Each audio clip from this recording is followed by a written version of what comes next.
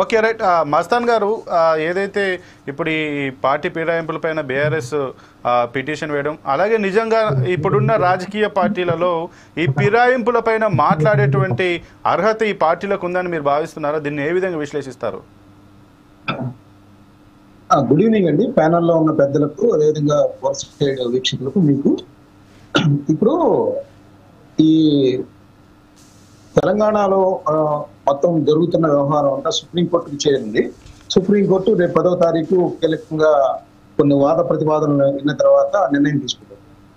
నిజానికి అంటే నేను స్ట్రైట్ గా చెప్పేది ఏంటంటే, యాంటీ డిఫెక్షన్ బిల్లు 1985లో రాజీవ్ గాంధీ గారు తీసుకొచ్చినప్పటి నుంచి కూడా దానిలో ఉన్న లొసుగుల ఆధారంగా అటు బీజేపీ కావచ్చు, కాంగ్రెస్ కావచ్చు, జాతీయ పార్టీలు ముందుగా వాటికి తూట్లు పొడిచే పరిస్థితి ఆ రెండు పార్టీలే తెచ్చాయి. ఆ తర్వాత ప్రాంతీయ పార్టీలు కావచ్చు, ఇప్పుడు మామూలు స్థానిక సంస్థలకు సంబంధించిన మేయర్లు, చైర్మన్ దగ్గరికి కూడా అది వెళ్ళిపోయింది. అక్కడ దాకా తీసుకెళ్లిపోయారు.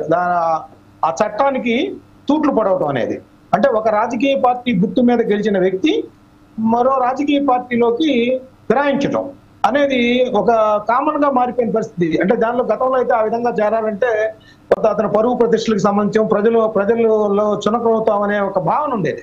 ఇప్పుడు ఆ సిగ్గు ఎగ్గు ఎవరికి ఏమీ లేని పరిస్థితి కూడా మనకు కనిపిస్తా ఉంది. ఇది ఇక్కడే కాదు, తెలంగాణ కాదు, ఆంధ్రప్రదేశ్ కాదు, జాతీయ స్థాయిలో అనేక రాష్ట్రాల్లో జరుగుతా ఉన్న పరిస్థితి మనం చూసాం.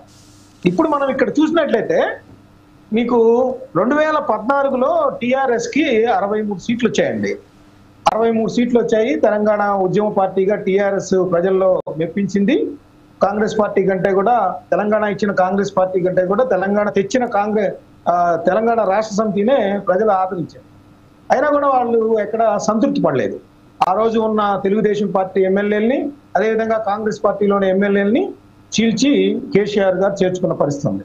అదేవిధంగా 2018లో చూస్తే మరింత బాగా మేలు చేశారు, సరైన పరిపాలన అందించారు. తొలి తెలంగాణ అంటే ఇప్పుడు ఏర్పడిన తర్వాత, పోరాడి సాధించుకున్న తర్వాత మంచి పరిపాలన అందించారనే ఒక కృతజ్ఞతతో టీఆర్ఎస్ పార్టీకి 88 సీట్లు ఇచ్చిన పరిస్థితి కూడా ఉంది. సో 88 అంటే దాదాపు 2/3 మెజార్టీ పైన గెలుచుకున్న పరిస్థితి కూడా ఉంది. అయినా కూడా కేసీఆర్ గారు అక్కడెక్కడ ఆగలేదు.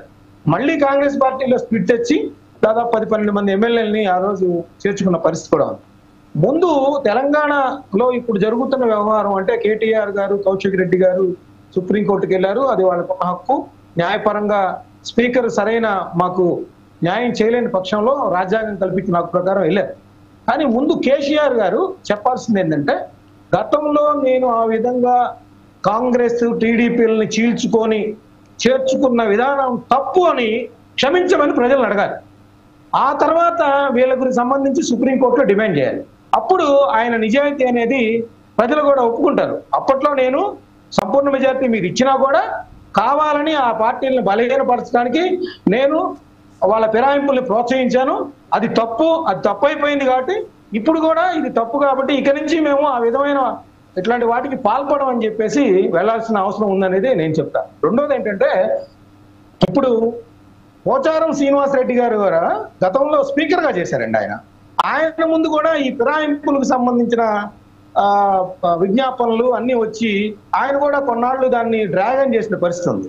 విచిత్రమైన పరిస్థితి, కర్మో లేకపోతే ఏంటో తెలియదు. కానీ ఈ రోజు ఆయన కూడా అదే పరిస్థితిలోకి కాంగ్రెస్ పార్టీలోకి వెళ్ళిన పరిస్థితి ఇక్కడ ఉంది.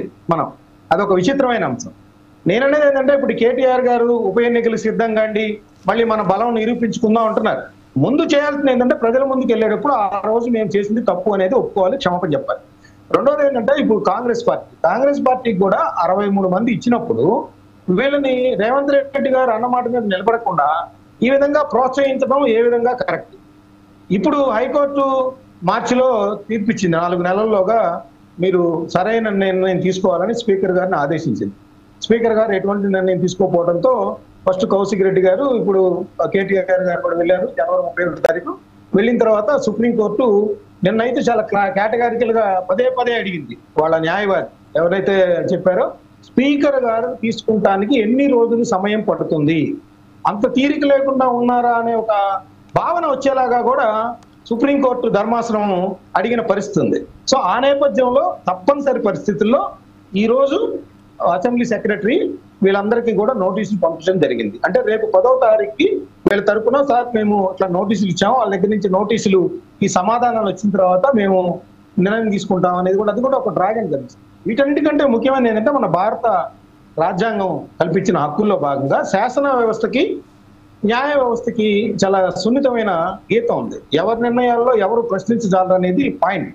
అయితే బేసిక్ గా రాజ్యాంగం కల్పించిన హక్కుల్ని శాసనసభ్యులకి సంబంధించి అంతిమ నిర్ణయం ఎప్పుడు కూడా సుప్రీంకోర్టు ఇచ్చినా హైకోర్టు ఇచ్చినా కూడా స్పీకర్దే అనేది ఇక్కడ మనందరం గమనించాల్సిన అంశం అండి.